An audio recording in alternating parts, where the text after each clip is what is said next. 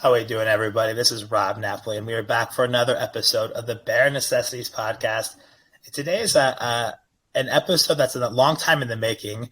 I have Nicos Marcou. Is that how I say your last name properly? Correct. Spot I on. love it. Nicos, welcome to the Bare Necessities. We were introduced through good friends of the show, Max and Carissa, who actually did an episode of the Bare Necessities back when they launched Tedx Bayonne, which is how you and I met. So first, I'll do the quick bio, but I just want to say welcome to the show, Nicos. Thank you for being here today. Thank you. Thank you for having me. Yeah, we're excited. So Nicos is a talent leader, works in a Fortune 500 with over 15 years experience in talent and organizational design. Throughout his career, he's been involved in a number of different processes or things that involve owning and leading initiatives on talent acquisition, talent management, succession planning, diversity inclusion, learning and development, employee relations, so on and so forth, which, as y'all, if you're a longtime listener of the show and know my background as an agency recruiter and my consulting and organizational design, you know that Nicos and I had quite a long pre-prep talk that had nothing to do with this show. It had everything to do with just talking shop. He's now a published author in Forbes. Not only is he a thought leader, but he did a TEDx talk for Tedx Bayonne that it was called Resumes Don't Work. Here's what we should do instead. That went absolutely bonkers viral on YouTube. I loved it. There's so much to pull apart from it, which we'll get into in this episode. But Nicos, before we kind of get into the TEDx thing, what made you want to get into kind of this world of talent leadership, talent acquisition, employee relations? Like, how did you fall into this? Was it something that is by design, or was it something you fell into? Talk to me a little about how you got into this side of the business. Yeah, no, absolutely. So, I'm an older millennial. I was born in 1982. So, I was fortunate enough to remember the before times and the after times, and also blessed with, going to college at a time where there was less pressure on, less competition, less pressure on needing to know where you are, who you are, and where your place in the world is. And so I kind of didn't have a big plan. I kind of tried figuring it out as I was going. And like many people trying to figure it out, I just picked what to study, what I thought was the most interesting thing. The same way that you would go into a restaurant and pick out the most interesting thing that you see on the menu. I studied forensic psychology. And then I graduated in 2009, and suddenly the most interesting thing on the menu wasn't so interesting anymore, because suddenly we're in this, at that time, it was still, I would say, a American recession. So we didn't really realize the effects of globalization back then. So I said, hey, I need to do something really creative. Up until that point, I was kind of coasting through life. I was working as a waiter, bartender in New York City, and kind of paying my way through college. And I loved the psychology piece, just because I loved working with people, very cliche, but I also liked the forensic side because I had a passion for criminal justice. I loved a lot of crime shows. So it just kind of was a very interesting thing to study. But 2009 comes in, and the harsh reality of, oh my God, I have something that has very limited job prospects. And I feel like a lot of people have been in that position. So I needed to be very creative. So I decided to, on a whim, within a week, I decided to, all right, like, I need this vibe overall is not, New York, the vibe in New York at the time kind of changed a bit. So I was like, you know what, let me try something different. So on a whim, I moved to the UK, applied to one of the few universities that would accept me in like under a week. And I decided to study human resources management, which was something at the time I didn't know what it was. I have obviously had exposure to it because I managed restaurants, I worked with people. I had supervisory roles. I had to manage up. So I understood a lot about it, but I didn't know exactly what it was. So I moved to the UK, and then studied HR management, and got an opportunity working in sales and learning and development for a company in the UK. Then decided to move to Cyprus, where I'm originally from. Started working for Randstad, if you're familiar with the recruitment agency. At that point, the American recession started becoming a global recession, and Randstad at the time decided to close its smallest offices in Europe, and one of them was Randstad Cyprus. So 3 months into me having the role there, I was left without a job. But I decided to kind of help the woman that was managing the branch because she gave me an opportunity. I decided to help her close out everything, and she connected me to somebody in Cyprus that had a massive, one of the largest companies on the island, and I started his HR department. I started it from scratch, and I had an opportunity to work with people from all over. He had activities in different countries all over the world, and it was just a great experience. And then eventually I took up an opportunity at a global firm, which I'm with right now, EY. And that was a great experience. That was life-changing. I had an opportunity to travel all over the world, travel to at least like 20 or so countries, work with people from all over in different talent programs. And now I am still at that company. I've changed over the years, but the firm has been able to offer incentives and opportunities for my growth and development throughout the years, and I'm very happy where I am. And I was gonna say, I love how you chose the most interesting on the menu in forensic psychology path to human resources, and not even human resources. I think there's two sides of HR, right? There's like the administrative and there's talent, and I think there's like two clear delineations. And that's what I love is I love the talent side. I'm obsessed with talent. I talk a lot about, you and I bonded over, a lot of the topics that I talk about, how to attract and retain Gen Z and millennial talent, right? I'm that older millennial as well. I graduated, came out of school in 2010. So I was still feeling the effects of, I was in school during that recession. And I saw those things my senior year. We were talking and studying about them. But when you're in college, especially for me, I was playing football. Like I didn't fully grasp what that meant until I went into the working world. And like you, was kind of like, oh shit, the market's not as good as you thought it was. yeah, And I fell into recruitment similar the same way, or talent acquisition. But you've lived abroad in Cyprus, in the UK, being a New Yorker, all these things. Working through a large consultancy, you've gotten to travel and sit into these different rooms with talent leaders all over the world. What can you say globally when you look at talent? Because the biggest thing I talk to, and I talk about the podcast all the time, is the big cultural differences between the U.S. market and the rest of the world, and companies trying to come in. But what have you realized? What are some of those things across cultures, no matter what? Obviously, there's cultural differences, but about talent acquisition and talent strategy that you've noticed? Is there any similarities or really key differences that you're like, this is a common misconception about talent acquisition strategies across the world?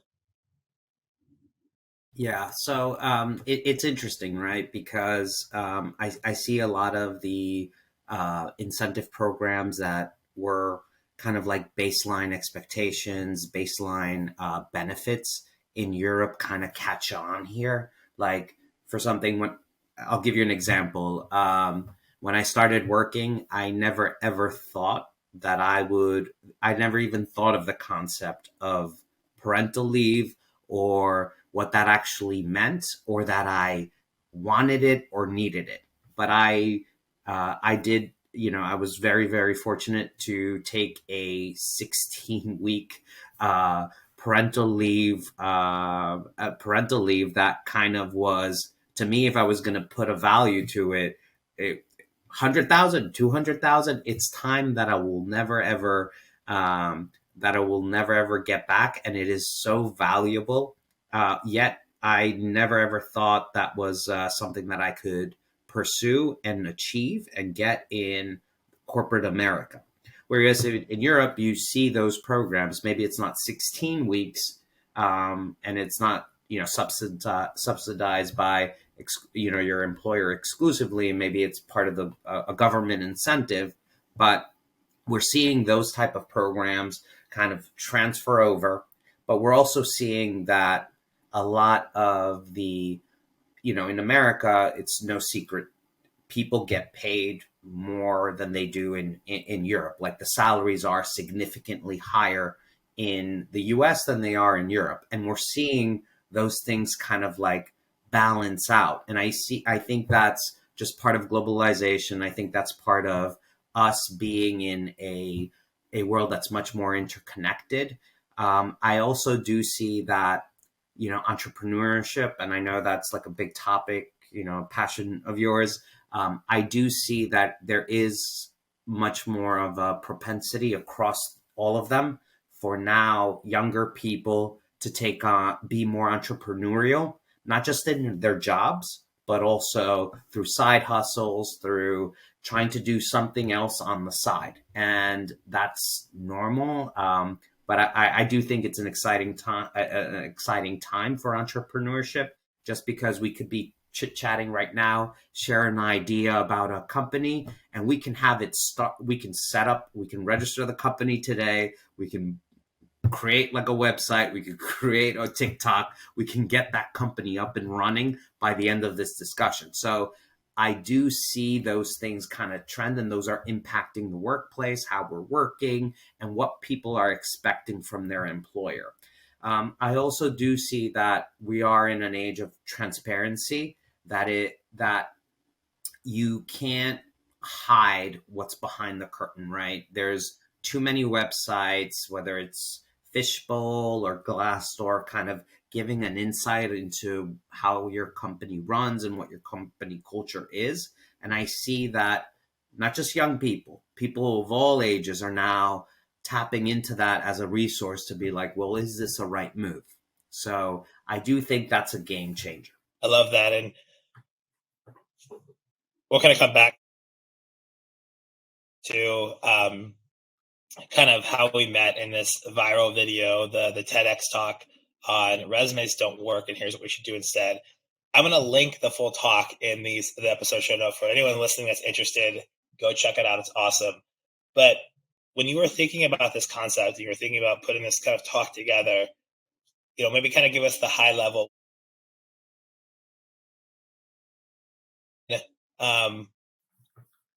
What was it like putting that together? Yeah, no, absolutely. So, the reason why I landed on that idea was I knew that I wanted to do something within the talent space. I knew that I wanted to, I knew that I wanted to focus on an area that would create dialogue. TED, the whole spirit of TED is, because I'm not just a TEDx speaker, I've also organized and produced my own TED Talks in the past. The whole concept of TED is ideas worth sharing, worth spreading, right? And I did want to create something where people didn't watch it and said, "Oh, this guy's super cool," or "This guy is like." I didn't want to have everyone 100% convinced. I wanted to start a dialogue because I have some solutions. I think there might be better solutions than what I'm offering out there. I wanted to start a dialogue because the reality is, right, where we talk about authenticity and we talk about diversity and inclusion, but we're really, like, if we don't make changes about the whole employee experience from start to finish, we're missing the mark on a lot of this. And if you think about resumes, right? Resumes have been around for so long, and people don't understand for how long they've been around, but over 500 years, right? If you watch the talk, the first person, without giving too much away, the first person that started resumes, that had the first resume, was Leonardo da Vinci. And if you if we know what we know about Leonardo da Vinci, this is the guy that painted the Mona Lisa, the guy that first imagined the helicopter, the tank, flight. Like, he was amazing, right? But if you take a look at his resume, you would never guess that this person was capable of achieving all of this, right? And if resumes fail to capture this person's genius, this one of the most talented people on the planet, their genius, their potential, what chance do you and I have, right? It's kind of it makes you think, right? And then you look back at the history in like modern society, like they've become a mainstay since the 50s, but we've made so many changes as a society since then. We've innovated so many things, yet resumes pretty much look almost the same after all these years. And it just makes you wonder, is like, why not innovate? Why not? And there's always going to be someone out there that's going to say, more than one person, right? And that's why we're kind of stuck in the status quo. They're going to say, well, they work. That's why we shouldn't change it. But do they work, right? Because if you look in the statistics of resumes and talent acquisition, people that have non-Caucasian names, they kind of get disadvantaged, right? If you're a woman and you're applying for a role that has been traditionally dominated by men, you're clearly at a disadvantage. So, and there's tons of studies to prove this. So it kind of makes you wonder, why not innovate? Why not have a conversation about, hey, let's mix things up? And, why not look at the onboarding experience, not just from like the moment somebody joins your company, but from way before. So you can attract people that offer something different and have diverse perspectives, and you're not competing with your competitors for the same small group of talent, right? So we're not at the point where we're just, okay, we're saying we can't hire people, yet we're only competing with 5 other companies or 6 other companies or 10 other companies. You really want to expand that pool, and resumes kind of restrict you because, and also the technology that we rely on leveraging to kind of allow us to sort through it is nowhere near to predicting. Yeah, exactly. I mean, I'll throw this out there, like HR technology, HR tech platform, even all the new ones still continue to suck because there's still inherent biases. There's still inherent issues that come up. And you hit on a point that I want to stop and bring up, because this is something that I love. And it's this idea of what I call recruitment marketing, right?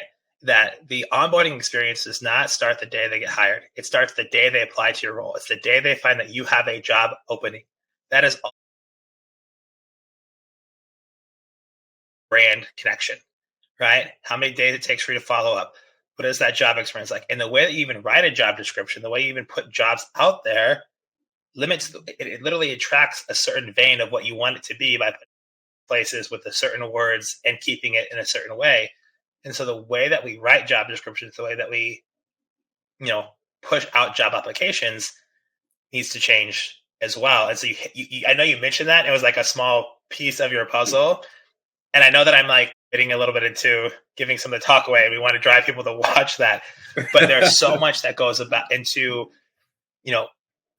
recruitment marketing.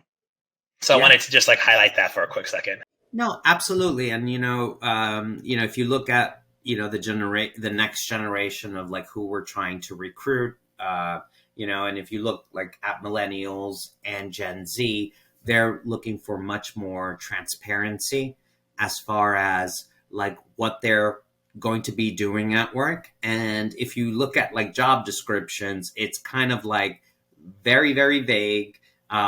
There's all these like, keywords that they're just dressing it up, and it's not really about the meat of the matter. Like, what are you going to be doing, right?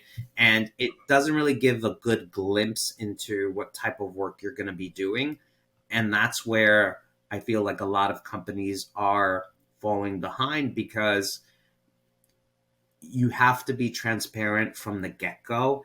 And I feel like generationally, both millennials and Gen Z, who are now, taking over the workforce, they will hold their employer accountable to their word more so than Gen X and the boomers did in the past. That's why we want transparency. And I think you're dealing with a workforce that is very, very smart. And there's been so much said about Gen Z, and there's been even more said about millennials. And if you remember, like, they've said so much about millennials, but we should not be underestimated.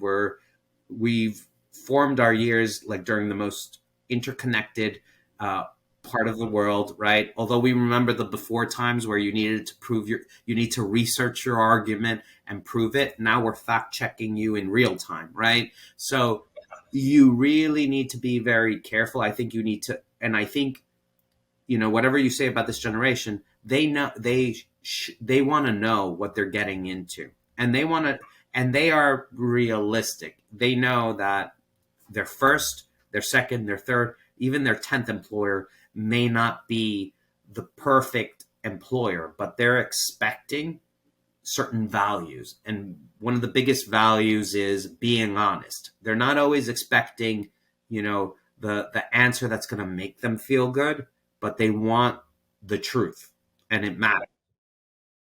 I love that. It's such a key point and set.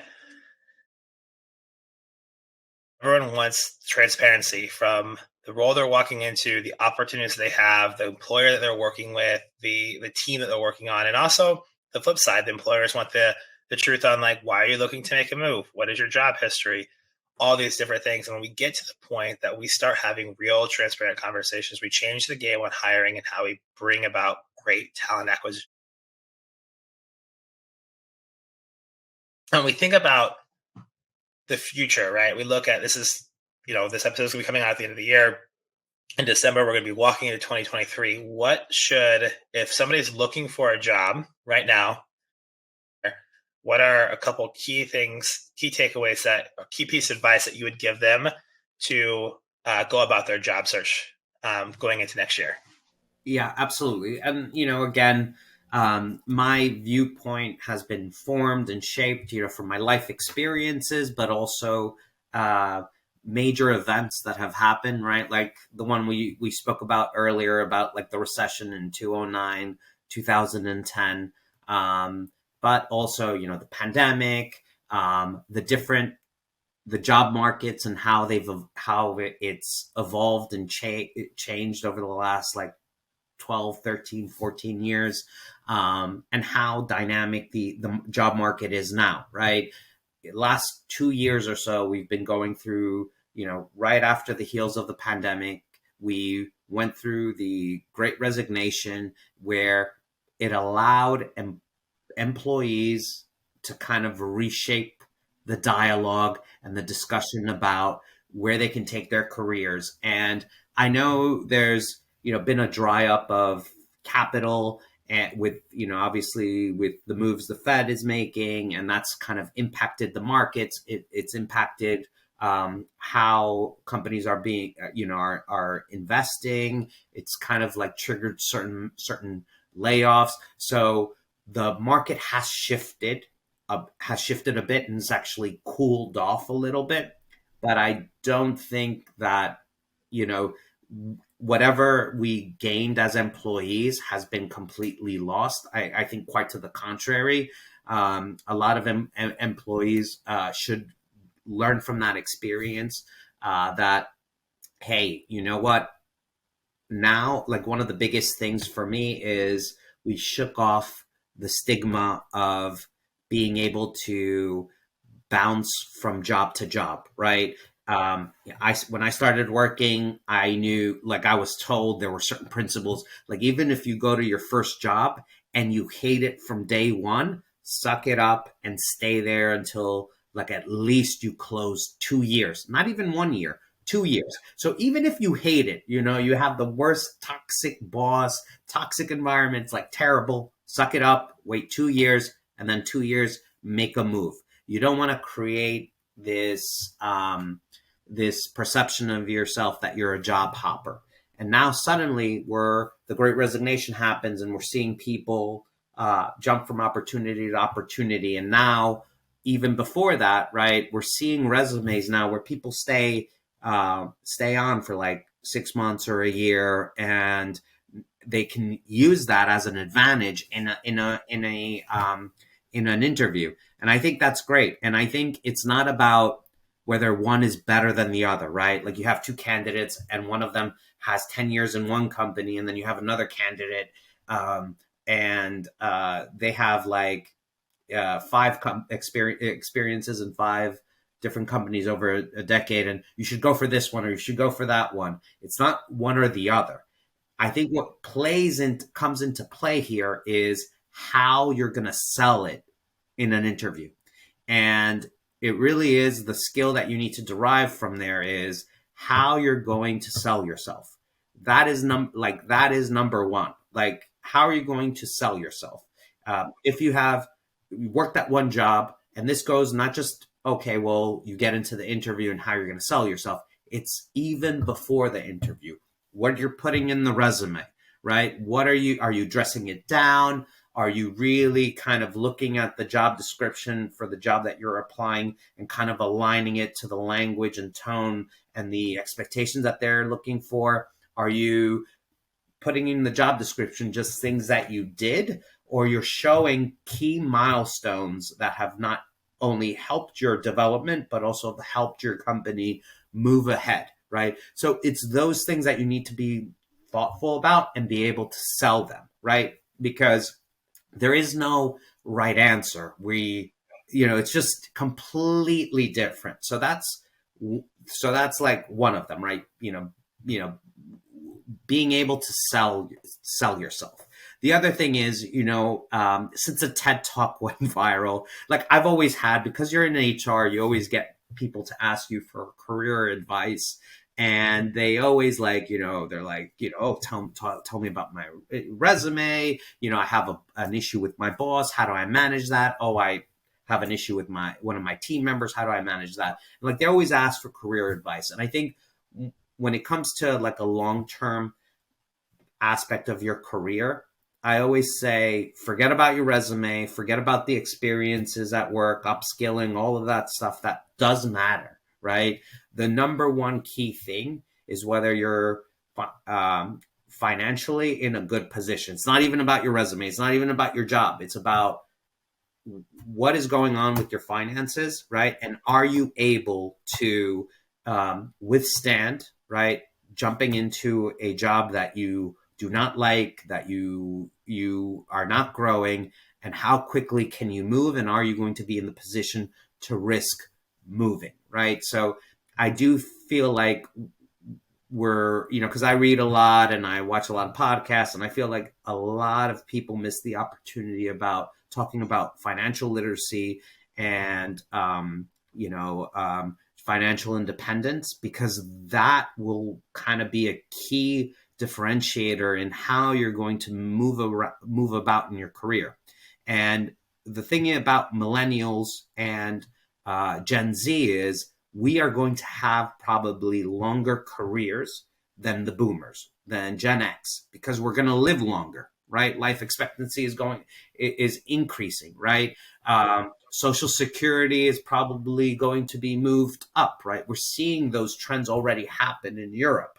In Japan, we're seeing those things happen. So it's only a matter of time before it happens here. So if we're going to move the retirement age from your mid 60s to higher up, right, and you're going to have a longer career, you need to be more prepared for it. And if you're in your 40s, you have 25 to 30 years ahead of you still to work and grow and develop. You definitely want to be in a position where your finances are in order and you are able to jump at an opportunity and not feel confined and hostage at a job that kind of like the writing's on the wall, that you're not growing, you're not developing. But also, what we've seen from this, the Great Resignation now, and like how things are changing, right? a lot of people jumped at great opportunities from a career standpoint and also to increase their remuneration. But a lot of companies proceeded to do layoffs once capital dried up. And now, they adopted that, well, last person in, first person out approach, or they kind of just let go of entire departments that were relying on innovation and research and development. So you're seeing people that kind of walked into something and they got something else. And you really need to be prepared financially to withstand that. And unfortunately, there's a lot of research about this, about Henrys, like high income earners that live from paycheck to paycheck. And I think that a lot of people, if you want career longevity, you need to sort out your finances. And unfortunately, for a lot of people, because of the student debt crisis in the US, that's not possible. They don't have that flexibility because they're confined by that. Absolutely. I mean, there's tons of gyms in there from you not only jump at the right opportunity, but also not take an opportunity because you feel confined or need money. The fact that we are going to have longer careers. So whether you're 20, 30, 40, 50, you can always take a step back, take a step forward. You could do career transitions. You could change careers. You could start a completely new career because the opportunities are endless and opportunities are there for you to grow. I feel like we're going to have to bring you back to go down the other side, the employer side on a deeper level. So be looking out for Nicos in 2023 for a follow-up episode. But it's short. Where can they find you? I'm obviously going to link the Tedx Talk on YouTube, but where can they find you if they want to learn more about you and get in touch with you personally? Yeah, absolutely. I monitor my own LinkedIn, and if you message me, Nicos Marcou on LinkedIn, I promise you that I will personally get back to you. I don't have a virtual assistant responding, so please reach out to me. I do my best to respond back to everyone. As I said, since the TED Talk came out, I've been getting messages from all over the world, and it's been I welcome that. I enjoy that. I did this to be exposed to other people and learn, and I feel like I'll learn from them. So, I am where I am today because of people that have helped me, and anything that I can do to help others would be great. Awesome. Well, I'll make sure to link that in the show notes as well. I'll have the YouTube video of the TEDx Talk. Check it out. There's so many great takeaways. Nicos, thank you for taking the time and energy and effort to be a part of Bear Nation. We appreciate you. Bear Nation, as always, until next time, stay well and rise up. Thank you, Nicos. Bear Nation, thanks for listening to the Bare Necessities of Entrepreneurship. If you enjoyed this episode, please subscribe and leave us a review.